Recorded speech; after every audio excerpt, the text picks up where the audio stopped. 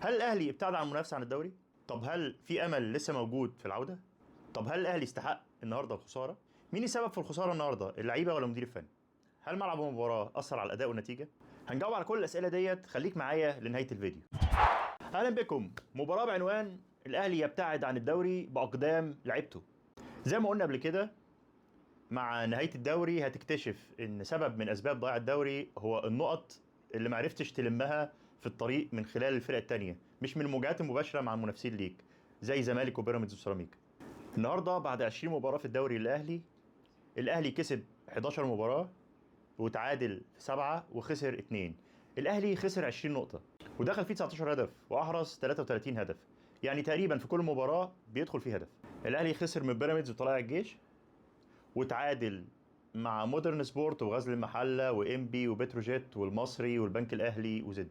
سؤال مهم: مين ما لعبش عليك كوره؟ يعني مين ما جابش فيك اهداف بسهوله؟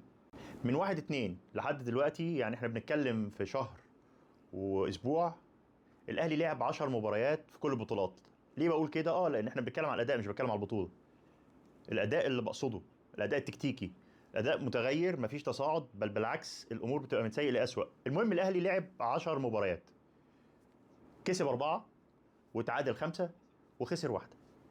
لو رحنا لمباراة اليوم، ده امتداد للشكل اللي الاهلي ماشي عليه بقاله زي ما قلت 9 مباريات او 10 مباريات. لو استمر في الاداء بالشكل دوت هيبقى موسم صفري بجدارة.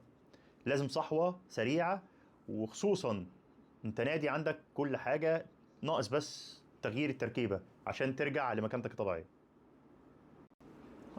لما بنتكلم عن الاداء مش بنقصد ان احنا نلعب زي البرازيل، ولو انه ده المفروض انك تلعب كرة حلوة، بس بيكون قصدنا الاداء التكتيكي، يعني طريقة اللعب. هل في شكل ونمط لفريق الاهلي؟ هل بيعتمد في طريقة اللعب على الضغط العالي واستغلال الاخطاء؟ طب هل بتعمل ميد بلوك وبتعتمد على التحولات؟ هل بتقف لو بلوك وبتعتمد على الهجمات المنظمة والمرتدات؟ طب انت ازاي بتبني الهجمة؟ هل بتعتمد في بناء الهجمة على انك تبني الكورة من الدفاع للخط النص الهجوم، ولا بتعتمد على الكرة الطويلة؟ طب هل بتخلق مساحات في الملعب بتحقق من خلالها فرص؟ هل بتلعب على الكرات الثابتة والعرضيات؟ طب بلاش، هل بتخلق زيادة عددية عشان تبقى في وضع متفوق فيه عن الخصوم بلاعب زيادة يجيب لك هدف؟ طب بتخترق الملعب من الهاف سبيس ولا من العمق ولا من الأطراف؟ كل دي طرق وأنماط لعب وأداء تكتيكي اللي بيخلي لأي فريق شكل واضح ومتميز بيه. يا جماعة الخير، ده المقصود بالأداء. مش لازم تبقى البرازيل، بس لازم تكون ليك طريقة لعب، والفرق اللي نازلة تلعب قصادك عارفة، خايفة منك إن طريقة لعبك دي هتعمل لهم إزعاج وهتطبقها في الملعب، فهتحاول تقفل عليك وتشوف حلول عشان توقفك. هي دي الكورة، هو ده التحليل اللي احنا بنتكلم عنه. احنا بنيجي نحلل اللي بيحصل في الملعب، ما بنتكلمش كلام ليه علاقة بأفراد أو أشخاص أو أندية. اللي بنشوفه في الملعب صح بنقول عليه صح، اللي بنشوفه في الملعب غلط لازم نطلع نقول عليه إن في مشكلة. لكن اللي بنشوفه مع الأهلي غير كده. صراحة الأهلي دايما رد فعل، بينزل يلعب كورة كده، والفرقة اللي قصاده عارفة هتعمل إيه وهتاخد منه النقط إزاي. فرقة بتعمل إيه؟ هتجيب هدف وتنام، خلاص عارفة إن الأهلي مش هيعرف يعوض الهدف دوت. لا في طريقة ضغط ولا بناء لعب ولا سرعة ولا فتح مساحات، حتى المهارات الفردية بتروح وتيجي. الاهلي مفيش حد بيضغط وبيسترجع كورة لما بتروح. اللعيبة بطيئة، بتلعب كورة بطيئة جدا في نقل اللعب والنقل من الشمال لليمين بشكل مقري جدا للخصوم. ما شفناش حلول ولا هجمات تخليك تكسب او تفرق بالنتيجة. في لعيبة في الملعب تحس انهم كأنهم كسبانين مش خسرانين او متأخرين بهدف.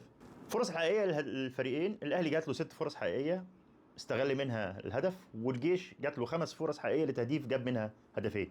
هرجع تاني، هات لي فريق في الدوري ما لعبش عليك كوره وانت دايما رد فعل. بلاش، من امتى الاهلي بيتاخر بالنتيجه وما بيعرفش يعوض ويكسب؟ هي دي هويه الفريق اللي كانت موجوده قبل كده، الكره الهجوميه المعروفه عن الفريق. طب مين السبب في ده؟ يعني مين السبب في ان الهويه مفقوده كده والشكل اللي احنا بنشوفه ده؟ هل المنظومه؟ ما اعتقدش. المنظومه جايبه لعيبه وجايبه مدير فني وموفره لبن العصفور. ممكن تيجي حاجه واحده، احيانا المنظومه بتختار غلط. يعني ايه؟ يعني التركيبه مش ماشيه، لعيبه مش ماشيه مع مدرب، لعيبه مش ماشيه مع لعيبه. في الاخير هي تجارب، يا بتنجح يا بتفشل، شفناها كتير في انديه كتير في الدنيا.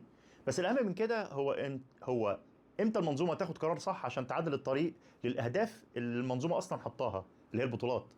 لحد دلوقتي في فرصه للمنافسه على الدوري، الفرصه لسه موجوده، بس المشكله انك بتفقد ميزه التحكم في الحصول على البطوله واحرازها. بعد خساره النهارده الاهلي بيدي الافضليه للمنافسين سواء الزمالك او بيراميدز انهم يسبقوا ويكون ليهم الكلمه والدوافع اللي يخلصوا بيها البطوله او ياخدوا بيها الدوري. بس نقطه مش هعتبرها مبرر للهزيمه، ولكن حاجه ما ينفعش تبقى بالشكل ده. عندنا منتج ومنافسه، الدوري المصري شكله ان السنه دي حلو، ينفع يبقى شكل الملعب كده؟ يعني هل ده شكل يليق بالمسابقه الاولى والاساسيه في مصر؟ نداء لمنظمي المسابقه، ده ملعب لا يصلح لكره القدم، ولا التصوير ده ينفع. ملعب بيجيب اصابات، تطلع منه متبهدل، لا انت عارف تشوف مين اللي جاب الاهداف، ولا عارف الكوره فاول ولا اوت، والاعاده بتاعت الجون عشان تتاكد مين اللي جابه جت في الدقيقه 54، فار يشتغل وبعدين يقف وبعدين يشتغل تاني. الملعب غير مؤهل لاستضافه تمرين، مش استضافه مباراه في الدوري المصري. ارجو القائمين على المنظومه بلاش ندخل الملاعب دي تاني، سيبنا ايه لدول افريقيا اللي كنا بنتريق على ملاعبها. ده كان تحليل مباراه النهارده. لو عجبك التحليل رجاء لايك وشير، واستناني في تحليل جديد ان شاء الله.